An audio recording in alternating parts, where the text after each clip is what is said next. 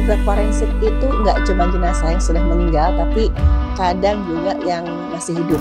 Waktu saya cerita itu kok saya kaget, kok orang-orang lihatnya serem ya gitu. Tapi misalkan saya cerita itu kan kadang-kadang mungkin secara nggak sadar ya, saya nyelipkan beberapa ya ilmu forensik, ilmu kedokteran. Dari apa yang dialami oleh orang lain, itu bagaimana kita bisa menghindari hal itu. Di mana orang-orang nggak mengalami apa yang dialami oleh korban-korban yang kena selatan ini.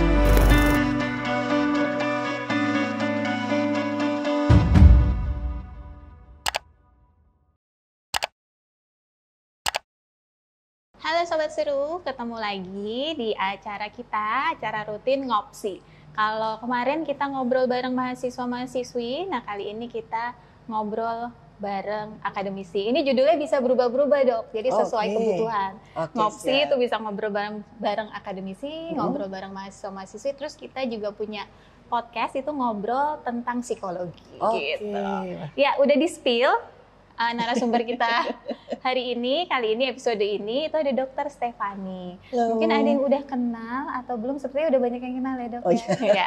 Mungkin info juga buat teman-teman sivitas yang lain, buat teman-teman dosen, teman-teman mahasiswa-mahasiswi. Sekarang di Fakultas Kedokteran UKDW kita punya dosen baru, hitungannya baru ya dok ya? Baru berapa bulan dok di UKDW? Sebenarnya sih baru ya mungkin dari tahun lalu sih. Tahun lalu ya, jadi dari tahun 2024 Dokter Stefani bergabung di sini di kampus kita di UKDW di Fakultas Kedokteran. Nah, mungkin ya teman-teman juga udah ada yang kenal Dokter Stefani dari tempat yang lain ya, udah sering muncul gitu. Kalau saya sendiri sering lihat YouTube-nya Dokter Stefani. Di Dokter Stefani aktif membuat konten di YouTube, di IG-nya juga, TikTok juga ya dok ya. Nah, itu sedikit perkenalan tentang narasumber kita hari ini, Dokter Stefani. Sekarang mau tanya-tanya nih dok. Dokter boleh perkenalan lebih dok tentang Dokter Stefani, background pendidikannya, terus kesibukannya apa aja. Halo teman-teman, ya saya Dokter Stefani, saya dokter spesialis forensik dan mediko-legal. Saya juga di sini salah seorang staf pengajar di Fakultas Kedokteran UKDW. Saya juga aktif bikin beberapa video, ya mungkin bisa dibilang konten kreator medis ya, di YouTube. Ya sekarang kegiatannya itu aja sama. Ya beberapa saya juga kadang-kadang diundang diwawancara dan di beberapa podcast juga. Iya, berarti Dokter Stefani ini spesialis forensik dan mediko-legal. Mediko-legal, bisa cerita sedikit nggak tuh dok? Dokter forensik dan mediko-legal tuh bidangnya apa sih gitu? Ngapain aja nih kalau dokter forensik? Kalau kita orang awam kan udah tahu ya dok, dokter spesialis anak, kegiatannya meriksa anak, penyakit yang kaitannya sama anak-anak tuh ini gitu. Mungkin ada teman-teman yang bertanya-tanya nih, forensik dan mediko-legal tuh ngapain aja sih gitu dok? Kalau forensik mediko-legal itu ini kita menggunakan ilmu kedokteran untuk kepentingan peradilan. Itu nggak melulu tentang mayat ya, karena orang mikirnya kan dokter forensik, waduh kerjanya serem nih, mayat-mayatan terus. Itu latar belakang kita, teman kita juga kan udah agak serem ya dok ya. Ada 2 kerangka sama kadaver. Emang kalau kita orang awam mikirnya begitu dengar kata forensik kan gitu ya dok ya, ke jenazah, ke kasus-kasus yang tidak tidak wajar ya dok ya, terus tidak terungkap, nah gitu dok. Benarkah soal itu dok? Gitu? Sebenarnya sih nggak cuma tentang mayat, tapi intinya tuh kita menjadi saksi ahli, terus juga memberikan keterangan sesuai dengan ya disiplin ilmu kita itu untuk setiap kejahatan yang berhubungan dengan tubuh manusia. Jadi nggak melulu tentang mayat, bisa juga manusia yang hidup, yang terkena penganiayaan, atau misalkan kadang-kadang kita diminta juga untuk memeriksa barang bukti, entah itu berupa bercak atau serpihan, pokoknya yang berasal dari tubuh manusia. Apakah nanti kaitannya di proses akhir ya dok ya, apakah itu selalu terkait dengan hukum dok? Kalau teman-teman forensik ini? Kok di bagian forensik ya sering untuk berhubungan dengan hukum. Nah itu tapi tidak terbatas hanya, kalau kita kan bayangannya mungkin ke kasus kriminal gitu ya dok ya, itu bisa juga berarti untuk kasus-kasus misalkan medis orang meninggal tapi tidak diketahui penyebabnya gitu juga bisa ya dok? Bisa. Gitu. Misalkan ada yang namanya itu otopsi klinis, orang yang meninggal karena penyakit dan dari pihak keluarga ingin mengetahui ini kira-kira meninggalnya kenapa gitu. Penyakit, misalkan ada beberapa penyakit yang mana nih kira-kira yang menyebabkan orang ini sampai meninggal dunia. Nah itu ada namanya otopsi klinis. Berarti nanti walaupun penyakit-penyakit yang mungkin dalam perawatan gitu kalau sesuai dengan keinginan dan permintaan keluarga gitu, apakah benar nih kerabat saya meninggal karena penyakitnya dia yang sudah lama di treatment gitu, Ya. bisa juga ya minta bantuan ke dokter forensik untuk membuktikan gitu. Ya, dan kadang-kadang juga beberapa dokter juga sering minta untuk diskusi tentang rekam medisnya. Ya. Perjalanan penyakit seperti ini, kira-kira penyebab kematiannya tuh apa sih gitu. Dan rekam medis juga kadang-kadang bisa juga. Ya dok. Terus ya jadi gitu ya teman-teman ya, sedikit info dari Dokter Stefani gitu tentang forensik itu apa sih gitu. Kalau kita ya seperti yang tadi saya bilang, kalau orang awam mungkin mikirnya begitu dokter forensik itu kalau lihat di TV. Nggak tahu sekarang teman-teman sering nonton TV apa enggak ya dok ya? Kalau ada kasus pembunuhan atau kasus kriminal kayak gitu, itu selalu dokter forensik yang akan muncul gitu. Nah disitulah memang salah satu perannya dokter forensik seperti yang tadi dokter Stefani udah katakan gitu ya, membantu proses hukum yang berjalan untuk kasus-kasus yang mungkin dianggap tidak wajar atau untuk mengungkapkan sebab penyebab, atau kadang kalau kasus-kasus kriminal kayak gitu atau kematian misalkan ada orang yang tunawisma atau apa, bisa mengungkap juga sih identitas orang itu ya dok ya, membantu untuk mengungkapkan identitas dan penyebab kematiannya. Begitu ya dok kira-kira ya. Gitu. Ini hal baru juga buat saya sih dok, jadi ntar banyak tanya ya dok. Ini mewakili teman-teman, tapi saya juga sebenarnya punya banyak pertanyaan gitu. Nah kalau melihat ke belakang nih dok, dulu kan sekolah gitu ya, terus kuliah di Jogja kah dok? Saya kuliahnya S1 kedokteran di UPH Pelita Harapan, Jakarta, di Tangerang, sorry. Nah dulu waktu SMA gitu, berarti S1 kan mengambil kedokteran ya dok ya. Terus setelah kuliah kedokteran di S1 gitu tuh, apa sih dok yang akhirnya memutuskan, yang membuat dokter memutuskan, aku ngambil spesialis forensik nih? Sebenarnya dulu tuh kan saya dapat ilmu forensik di semester akhir. Saya tertarik sama ilmunya. Tuh kayaknya nyenengin ya gimana ilmu kedokteran itu diterapkan untuk ya tadi kepentingan peradilan. Nah, terus saya waktu itu bicara sama orang tua. Orang tua bilang, ya sudah kamu lihat dulu nih waktu di koas gimana. Kadang-kadang beda nih yang kita pelajari secara teori sama yang di lapangan. Nah, tapi waktu saya masuk koas, masuk stase forensik, itu salah satu stase yang saya paling betah. Itu dia. Temen yang lain ada yang betah nggak dok? Oh jarang sih. Itu karena kita jagain di kamar jenazah waktu itu. Nah itu dok, kalau yang lain mungkin jagain di bangsal, di apa gitu ya dok. Ada jaga kamar jenazah, tapi saya senang di situ. Karena saya ngelihat dokter-dokter yang membimbing saya waktu itu, ada dokter Slamet Purnomo, dokter Arif Wahyono, itu beliau tuh pada saat memberikan keterangan beberapa kali dia juga ke pengadilan kan, itu ya menjelaskannya itu bisa menjelaskan dengan bahasa awam hingga orang-orang tuh mengerti, gitu, dan saya senang juga di situ. Nah, akhirnya saya netapkan ya kayaknya memang ya panggilan saya di sini. Gitu ya dok. Iya, terus saya bilang ke orang tua, ya orang tua waktu itu ya puji Tuhan juga mereka support. Mereka bilang ya apapun itu asalkan memang niatmu baik, ya kami akan dukung. Ada background keluarga dok di dokter forensik juga? Oh enggak. Enggak ada, berarti satu-satunya ya di keluarga yang dokter spesialis forensik gitu. Selama ini dok, jadi setelah kuliah terus kemudian mengambil spesialis forensik. Nah sebelum bergabung di UKDW tentu udah banyak kegiatan ya dok terkait dengan kesibukan dokter sebagai dokter ahli forensik gitu. Bisa cerita nggak sih dok kegiatannya apa aja nih dokter forensik itu? Gitu. Oke, dulu tuh ya saya sempat praktek juga di Rumah Sakit Bayangkara Polda DIY. Terus kemudian beberapa kali juga saya diminta untuk memberikan pelatihan online sih, offline juga ada, kepada dokter-dokter umum tentang bagaimana menghadapi pasien atau korban yang kira-kira korban kejahatan, melakukan pemeriksaan sesuai dengan kompetensinya. Nah, terus saya juga kadang-kadang diminta konsul juga, karena beberapa teman yang mungkin di luar pulau, itu kadang-kadang ya nelpon, kadang juga video call tuh minta konsul nih gimana nih ngadepin korban atau pasien seperti ini, kasus ini. Karena kadang-kadang ya masih ada rasa deg-degan juga ya. Mungkin kalau kasus kriminal nanti kita periksanya gimana, memberikan keterangan ahli gimana.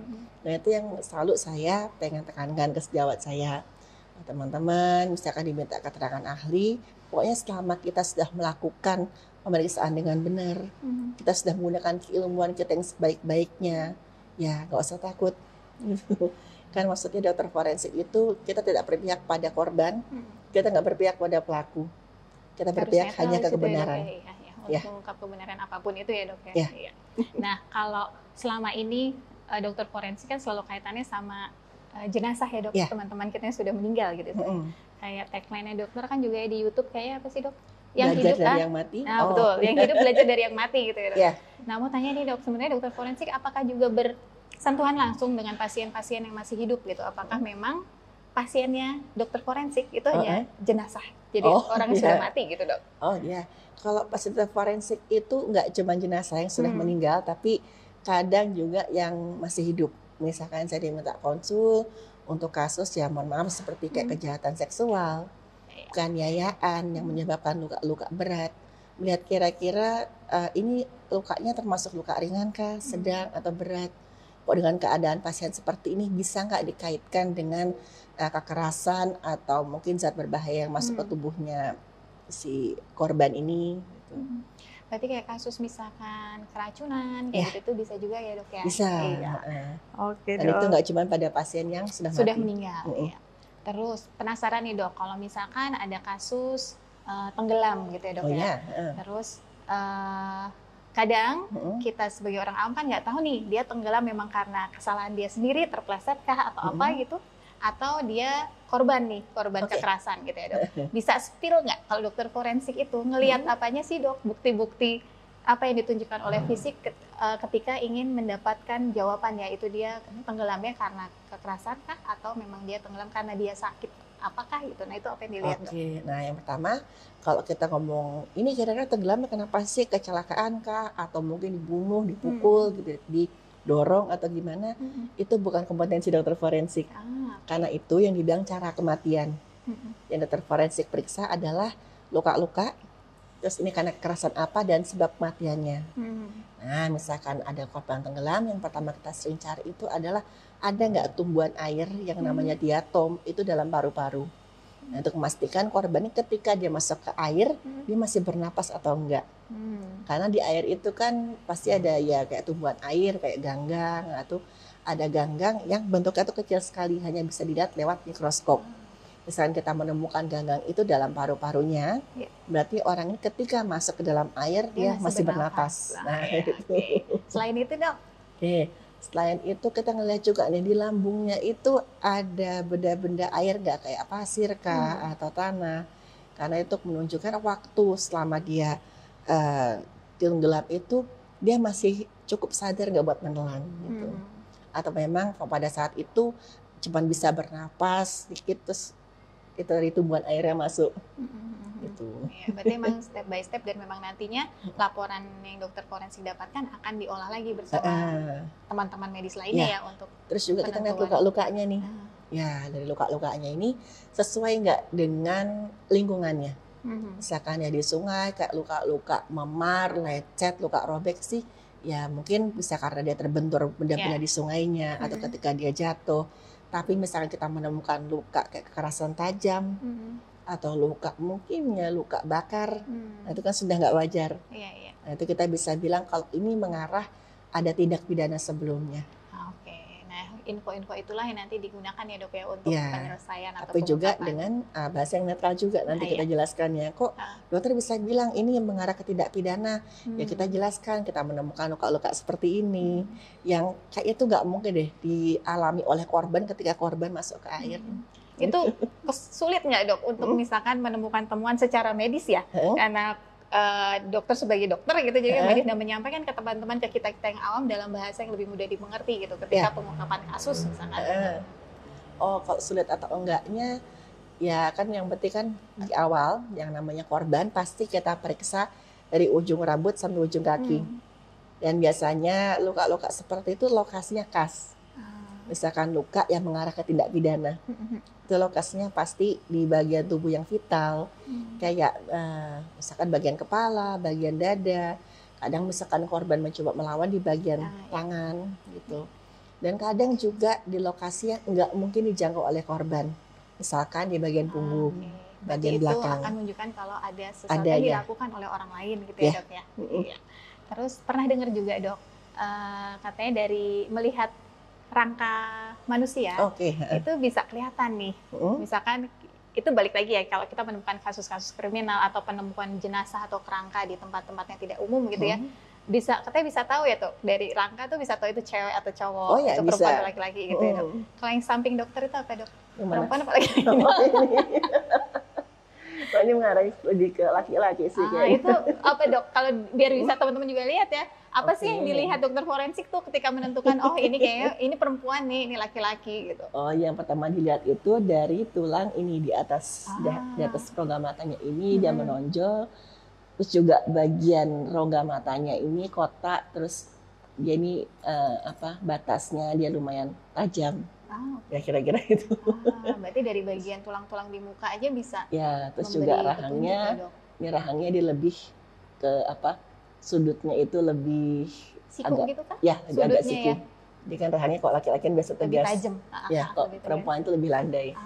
Nah, kira-kira gini teman-teman. Okay. Sama ini tulang di bagian belakang tempurung itu? Ini tulang belakang telinga. Kok pada laki-laki dia lebih besar, lebih nonjol.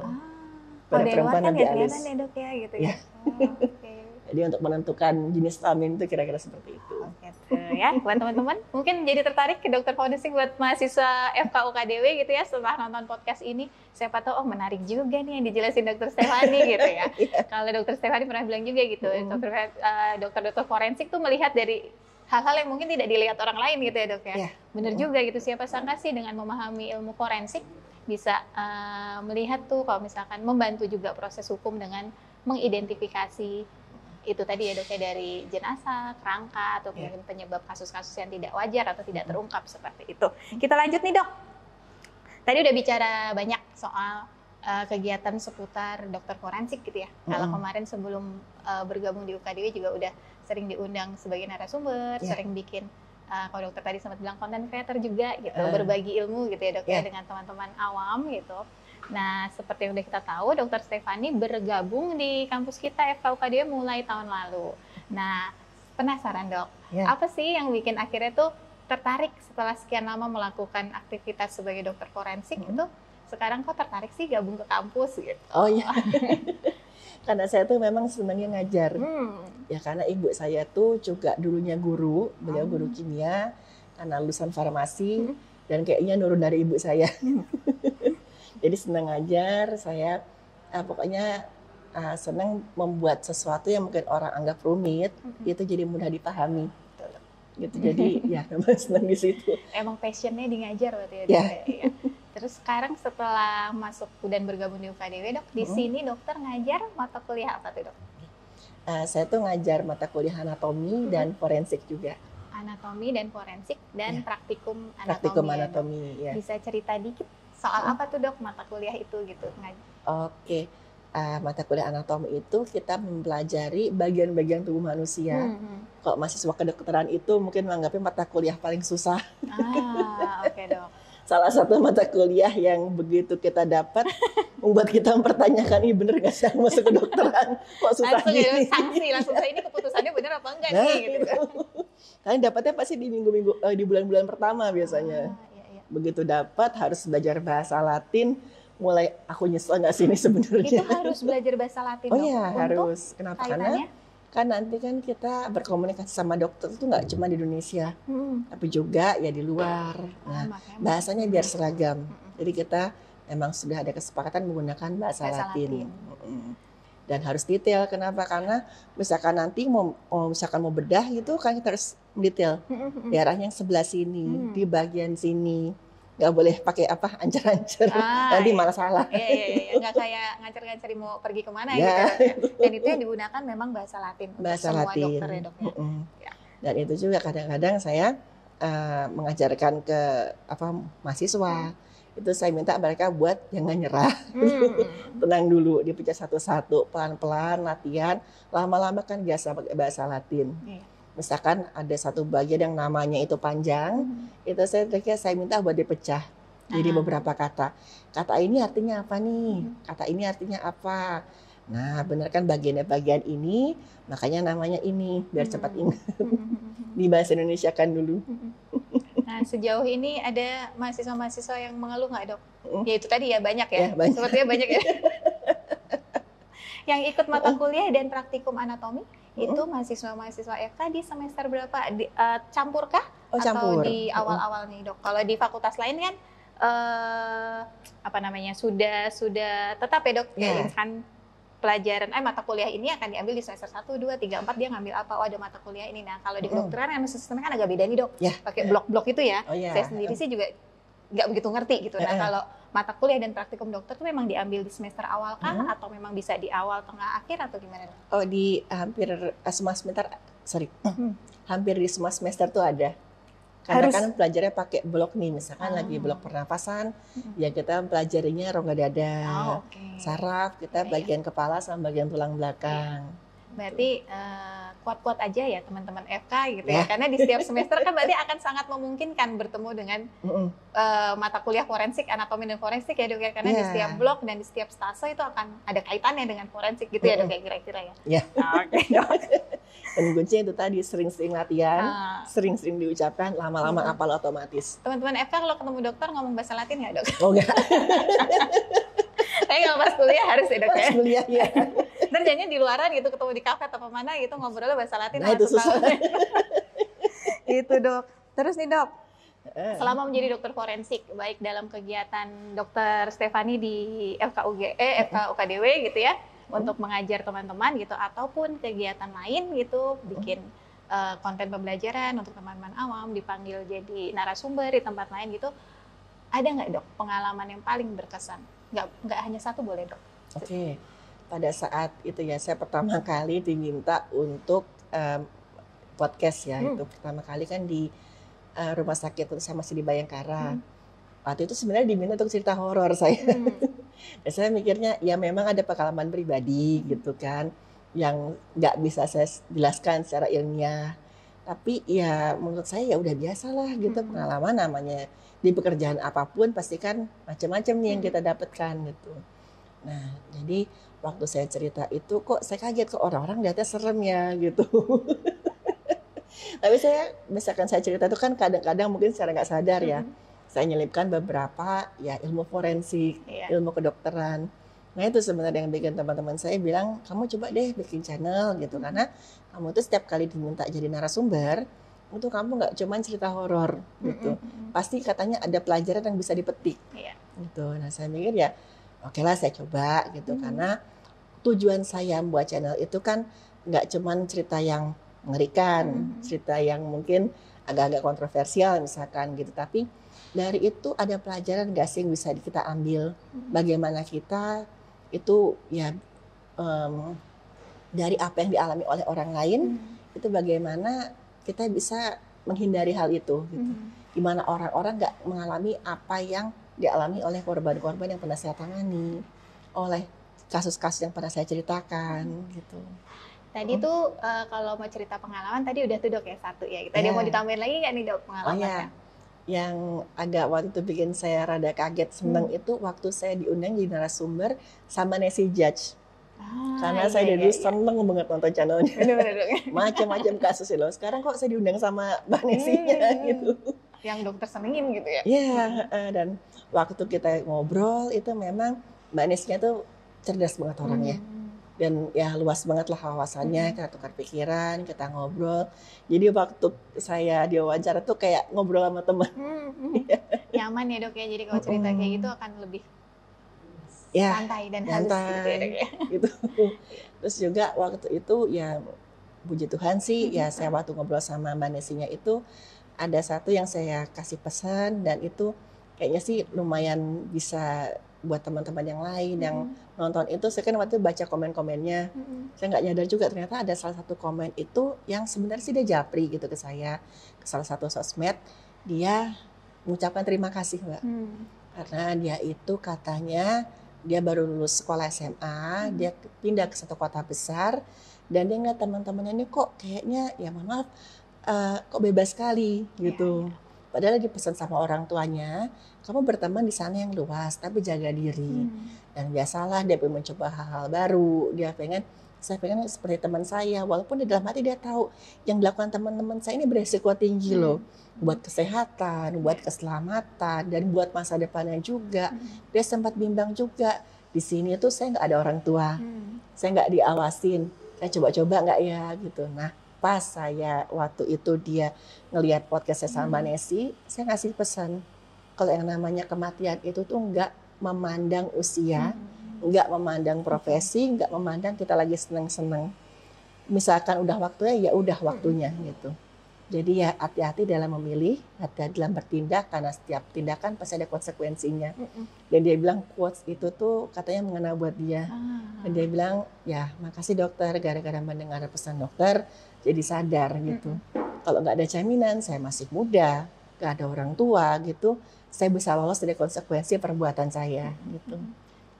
Iya, jadi kadang nggak nyangka ya dok, apa yang kita bagikan dengan cara yang mungkin kita anggap, oh ini sekedar kayak ngobrol aja kok, santai aja kok, tuh bahasnya juga mungkin, waktu itu bahas kasus-kasus yang kalau buat kita tuh serem gitu ya dok ya, kasus-kasus yang tidak terungkap, kasus-kasus yang tidak wajar, tapi ternyata dampaknya segitu besar ya dok buat hidup orang gitu ya.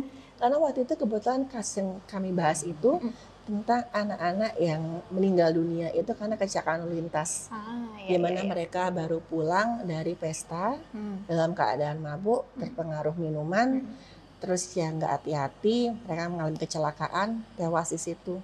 Dan yang buat saya dek waktu itu pemeriksaan, itu handphonenya masih ada Mbak. Dan di handphonenya itu ada semacam grupnya mereka, ada kata-kata dari salah satu korban itu seperti ini. Malam ini kita akan berpesta, seakan-akan kita akan segera meninggal dunia. Ternyata ya itu tadi, ucapan adalah doa. Itu ya dok ya. Itu ya dok, kena banget gitu ya. Mungkin buat si mas yang orangnya ini katanya sih kena banget. Dan dia jadi mikirnya ya, misalkan saya nggak seperti yang lain ya nggak masalah gitu. Ini hidup saya, cara orang masing-masing. Gimana kita menghargai hidup ya dok ya. Iya. Mau jadi apa sih, itu juga yang pilihan buat teman-teman juga gitu. Iya dok, soalnya kalau ya itu balik lagi kayak yang tadi saya pernah bilang, kalau kita ngomongin dokter forensik, kegiatan forensik gitu tuh emang apa ya dok, ambience-nya, atmosfernya yang itu yang muncul gitu ya dok ya. Ya gini nih, kayak ada kerangka gitu kan dok ya. Terus kalau teman-teman pernah lihat YouTube ya dokter Stefani, itu musiknya tuh kan dok, openingnya itu ya. Nah itu kan juga membawa kita ke nuansa-nuansa yang spooky gitu ya dok ya gitu. Jadi dengan ngobrol bareng dokter Stefani kali ini gitu, semoga juga membantu teman-teman lain yang nonton gitu ya dok, bahwa kegiatan dokter forensik, dokter Stefani dan koleganya itu nggak hanya hal-hal yang menyeramkan seperti itu kok ya dok. Dan bisa juga dari hal-hal yang menyeramkan seperti itu menjadi media, menjadi sarana bagi orang lain juga untuk belajar ya dok ya. Untuk menyelamatkan hidupnya juga gitu ya dok ya. Terus ada satu, ini sih kesan yang saya dapat gitu dari cerita-ceritanya dokter Stefani gitu. Nah sekarang balik lagi dok ke kegiatan dokter Stefani sebagai dosen di UKDW gitu. Walaupun belum lama dok gitu ya, pasti sudah ada apa ya pengalaman dengan mahasiswa ataupun kesan atau pesan, ada nggak dok? Ini pertanyaan sederhana yang pertama. Ada nggak mahasiswa yang kenal dokter Stefani dari YouTube atau dari media sosial sebelum dokter ngajar tuh, pas dokter masuk kelas gitu ya, oh itu dokter Stefani tuh yang pernah lihat di YouTube gitu, ada nggak dok yang menyampaikan itu juga gitu? Oh ya ada beberapa. Ada ya dok? Ternyata juga pernah channel saya. Minta foto bareng dok, ada nggak dok? Ada tuh. Besok habis ini tambah banyak tuh yang minta foto bareng ya. Nggak hanya minta foto bareng dok. Jadi mungkin nanti teman-teman yang lain baru tahu, oh ada dokter Stefani di UKDW tau gitu. Mungkin kalau ada yang mau entah itu share atau mau belajar sesuatu bisa ya dok ya. Boleh. Jadi balik lagi dok, ada nggak dok mahasiswa yang gitu tuh? Oh ada. Kemarin ada ya, ada pengalaman seru sama mahasiswa FK dok? Oh banyak. Waktu ngajar tuh saya semangatin, waktu mereka ya mungkin ada tesnya yang hasilnya itu di bawah harapan gitu ya, so saya semangatin, saya bilang pokoknya ini kan bukan akhir dari segalanya lah gitu. Yang namanya berusaha itu gagal tuh ada gitu, wajar. Kan misalkan yang jadi mahasiswa kan kadang-kadang kok nggak selancar waktu SMA gitu. Terus saya ngasih pesannya gitu. Yang penting ya jangan lupakan kesehatan fisik sama mental gitu. Belajar boleh, rajin boleh, tapi kesehatan fisik, kesehatan mental itu tetap harus dijaga. Dan kegagalan bukan segala-galanya, bukan akhir dari segalanya. Kalau hari ini pertemuan 1 kedua bahasa Latinnya belum lancar gitu ya dok ya, belajar terus gitu ya dok. Belajar lagi. Kalau masih bingung soal mata kuliahnya ini ngapain sih, ngomongin apa sih, bisa ya dok ya tanya ke dokter, pelan-pelan belajar terus gitu. Nah jadi meng-highlight Dokter Stefani, kalau pas jalan-jalan di lingkungan UKDW gitu ya, ada yang mengenali dan ingin bertanya, boleh ya dok ya? Oh boleh, ya silakan. Jadi teman-teman kalau lihat nih Dokter Stefani jajan di kafe juga kah? Oh ya pasti. Oh ya, kalau ketemu di kafe atau ketemu di koperasi, nggak hanya di daerahnya teman-teman Fakultas Kedokteran di Logos, kalau ketemu Dokter Stefani bisa colek bisa kalau misalnya mau Ya, tanya sesuatu, silakan. Dokter Stefani dengan senang hati ya dok ya, Ya. berbagi ilmu dan pengetahuan juga pengalamannya gitu. Terus balik dok, lihat contekan dulu ya dok, contekan pertanyaan. Oh, ya. Terus, nah kalau bicara soal itu spesialis forensik dan saya yang belakang Medico-legal. selalu medico legal. Ya, Kalau hukum medico legal kedokteran. itu apa dok? Ada ini nggak? Apa ya sebutannya penjelasan tentang medico legal itu Oh, atau ya. terkait forensik? Medico legal itu hukum kedokteran. Hmm. Ya, misalkan kita mengurus hukum kedokteran itu kita misalkan membahas kasus tentang dugaan kelalaian medis, terus juga terkait pengguguran kandungan bagi misalkan ibu yang dalam keadaan darurat atau seseorang yang korban kekerasan seksual. Ya kira-kira seperti itu, kasus-kasus yang mempertemukan ilmu kedokteran dan hukum. Iya. Berarti memang dari artinya sendiri forensik dan medico legal itu memang ilmu kedokteran yang emang nanti pada akhirnya sangat berkaitan ya dok dengan hukum, dengan pengungkapan kasus dan sebagainya itu ya. Baik untuk tadi balik lagi teman-teman atau pasien yang masih hidup ataupun dari jenazah, rangka dari yang sudah mati gitu ya dok ya. Iya. Terima kasih dok, saya jadi mengerti apa itu spesialis forensik dan medico legal dok. Terus senang loh kalau emang apa yang saya sampaikan ini ya ada pelajaran yang bisa diambil. Iya dong, buat kami yang orang awam kan nggak punya background kedokteran ya dok, ya nggak punya background medis gitu, tahu istilah-istilah kedokteran ya ketika punya sakit ketemu dokter gitu ya. Ngobrol dengan teman-teman dokter pun juga sangat terbatas gitu. Nah jadi harapannya juga sih dok dengan ada kegiatan-kegiatan seperti ini itu sih baik lagi bisa memberikan pengetahuan baik teman-teman yang emang anak-anak kedokteran, mahasiswa kedokteran atau kita-kita nih yang nggak punya background itu gitu. Karena yang nggak punya background kedokteran pun jangan takut buat nanya. Jangan sampai kira dokter tuh takut, dokter jaga. Nah itu dok, kadang tuh kalau mau tanya, dokternya sibuk gitu ya, kayaknya jalannya di kafe aja kan cepet ya. Kalau dokter-dokter di sini pengajaran kalau itu cuman beli dibawa lagi gitu dok. Ntar di Logos itu udah ditungguin tuh mahasiswa yang koas gitu kan. Jadi mikirnya kadang aku mau tanya nih sebenarnya mau konsul nih sama dokter, kan kita tahu ya dokter di pengajar di UKDW misalkan dia spesialis apa gitu ya dok ya. Kita mau kayaknya mau konsul dikit deh gitu, tapi ngelihat kesibukannya kok kayaknya nggak mungkin ya, takutnya ganggu gitu. Jangan enggak ya dok ya, ternyata enggak ya.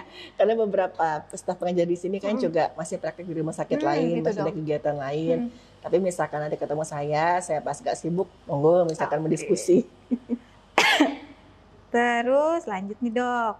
Kalau tadi bicara dokter, spesialis forensik dan medico legal itu ya.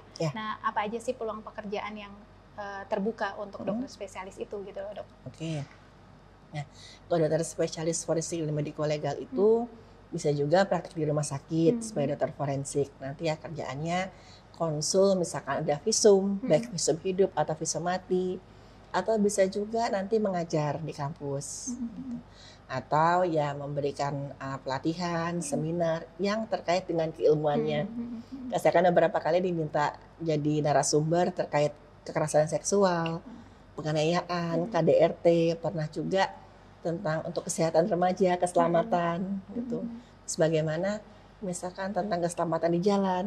Nah, kira-kira seperti itu sih. Iya, berarti kalau di UKDW ini kan ada satgas nih dok, yang emang concern di kekerasan seksual dan sebagainya itu ya dok ya. Bisa ya diajak kerjasama untuk kita kasih sesi-sesi edukasi gitu untuk kita dulu aja gitu, karena kayaknya sampai sekarang tuh belum ada kan dok ya. Mungkin teman-teman kadang teman-teman kalau ditanya satu persatu gitu sebenarnya rindu juga gitu ya, pengen juga punya pengetahuan soal itu gitu. Oh iya, karena topiknya menarik. Nah itu dok, bisa ya. Karena kan banyak orang tuh masih menganggap kalau kekerasan seksual itu sebagai aib. Iya. Menyalahkan korbannya. Terus korban juga takut buat nanya karena buru-buru nanti dituduh lah macam-macam, dia yang mancing-mancing segala macam. Dan kadang-kadang setiap kali saya itu memberikan pelatihan, saya selalu menegaskan kekerasan seksual tidak bisa diselesaikan kalau korbannya diam. Iya. Walaupun saat itu mungkin lingkungannya di rumah kah, orang terdekat pelakunya, mungkin dia diam, berharap dengan dia diam itu semuanya bisa selesai. Enggak gitu. Memang sudah kejadian apapun itulah. Tapi bicara itu tidak akan mengubah yang sudah kejadian, tapi untuk mencegah hal yang sama terulang lagi, apalagi ke orang lain. Betul. Harus berani bicara dulu gitu harus ya, berani untuk bicara. Ada perubahan di situ gitu ya. Iya. Nah itu juga menjadi hal yang mungkin susah ya dok ya, untuk mendekati kalau kita bicara korban gitu, untuk berani bicara dan itu membuat perubahan biar nggak terjadi lagi sama orang lain ataupun dirinya lagi ya dok ya, kan sangat mungkin ya. Atau kadang-kadang orang yang mungkin orang tua, wali itu sempat ada yang nanya ke saya, bagaimana misalkan anak saya itu menjadi korban. Sebagai orang tua kan saya ngerasa marah, saya ngerasa ya frustrasi juga, sedih anak saya kok dibeginikan gitu. Dan kadang-kadang orang tua masih merasa malu gitu, kok anak saya bisa mengalami seperti ini, apa gara-gara saya kurang awas dalam menjaga gitu. Yang waktu itu saya jelaskan gitu, misalkan ini bukan aib, ya namanya musibah itu kan kita nggak bisa milih-milih. Nggak ada orang tua yang mau anaknya mengalami seperti ini. Nah itu kadang-kadang yang sering luput, nggak cuma korbannya, tapi pendampingnya. Pendampingnya harus kita jelaskan bagaimana bersikap, bagaimana kata-kata yang nggak boleh dikatakan, menenangkan diri. Karena seringkali pendamping juga perlu pendampingan psikologis juga. Itu yang sering luput. Iya. Nanti jadi bisa di ini lagi ya Dok ya, habis podcast ini gitu ya. Bakal ada event nih sama Dokter Stefani ya, dicatat. Tanggalnya ntar muncul kemudian, itu bisa kerja sama Satgas juga sama LPKKSK. Kita punya teman psikolog di LPKKSK. Boleh. Nah, itu biasa kasih, kalau yang rutin tuh memang ada konseling buat teman-teman mahasiswa yang merasa butuh bercerita gitu. Nah, nanti kita bisa teman-teman LPKKSK dicatat ya. Nanti kita bikin event ya bareng Dokter Stefani. Kita bisa bicarakan isu-isu terkait apa sih yang bisa gitu ya Dok ya.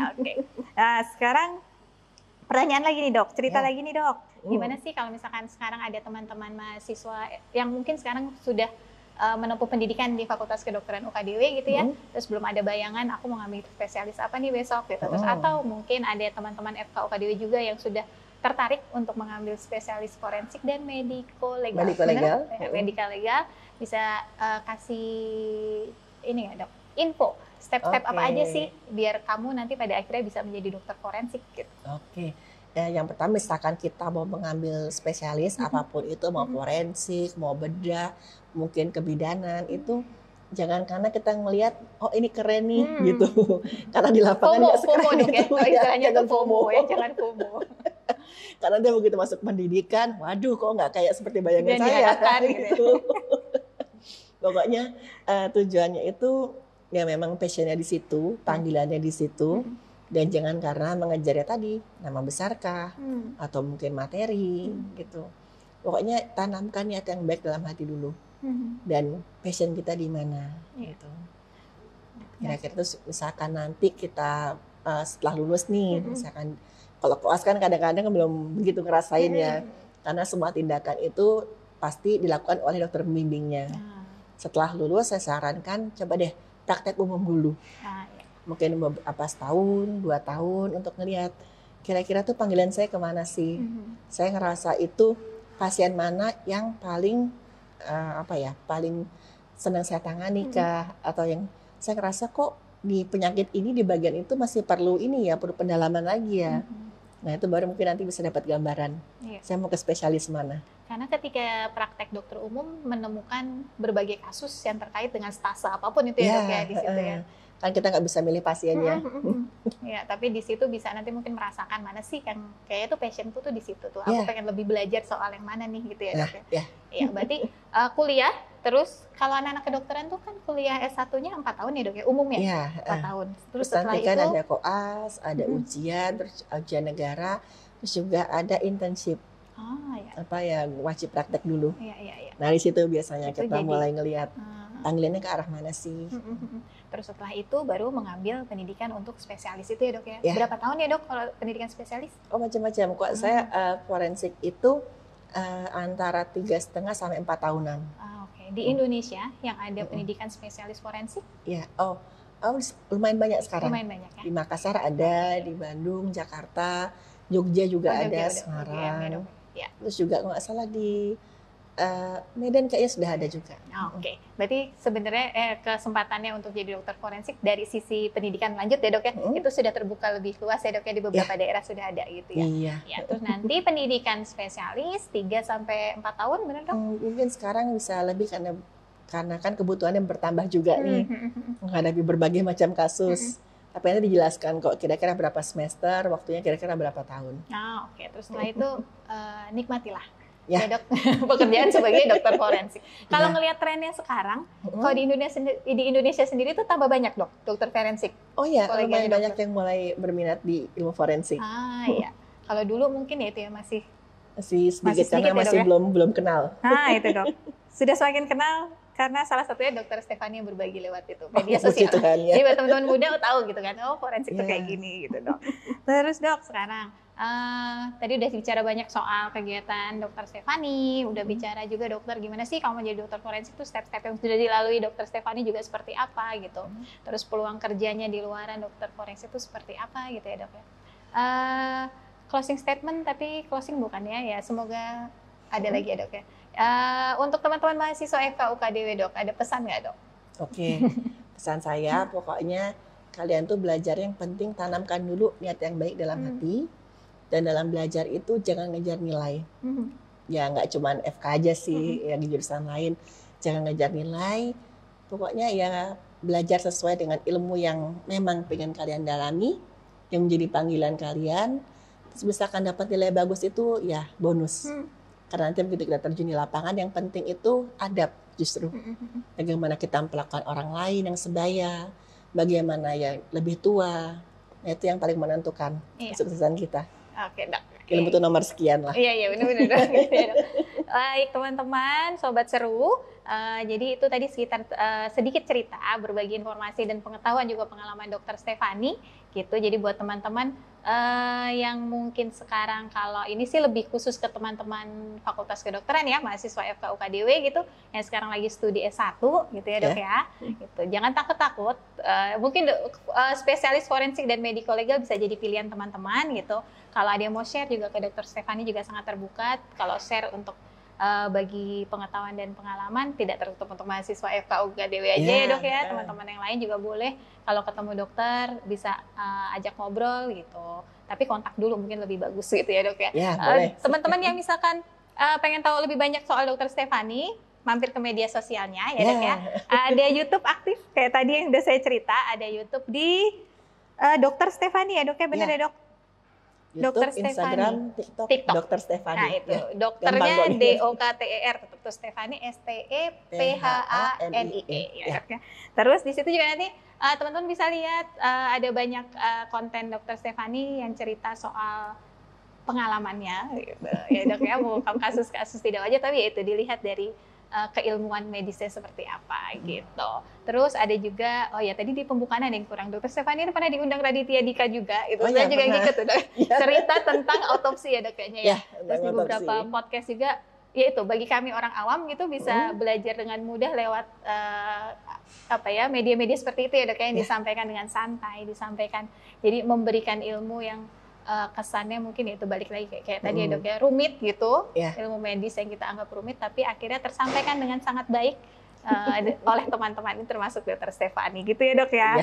Oke, penutup teman-teman, terima kasih dokter Stefani, terima kasih sudah meluangkan waktunya, terima kasih sudah berbagi soal pengetahuan, pengalamannya bersama kami. Jangan bosan-bosan dok, ketemu kami gitu ya. Mudah-mudahan bisa ngobrol-ngobrol lagi lebih nanti banyak kita. Ya dok ya. Iya. Saya pengen banget bikin sesi gitu, kayak talk show apa yang kita punya sejam 2 jam gitu ya dok ya. Kita berbagi lagi gitu. Kalau ini kan agak terbatas nih sobat seru. Di podcast ini 20 menit, 30 menit gitu. Kita akan bikin event lagi, nantikan event berikutnya bersama dokter Stefani. Jangan lupa mampir di medsosnya dokter Stefani, juga medsosnya UKDW Yogyakarta. Kami ada di IG, di YouTube. Nanti ini juga tampil di YouTube, bisa dilihat teman-teman, kita akan banyak berbagi soal itu dia pengetahuan dan pengalaman para sivitas akademika UKDW. Baik sobat seru, sampai jumpa lagi di event berikutnya, di podcast atau event yang lainnya. Sekali lagi terima kasih dokter Stefani. Terima kasih. Selamat beraktivitas hari ini. Tuhan memberkati. Tuhan berkati. Terima kasih Terima kasih teman-teman semuanya.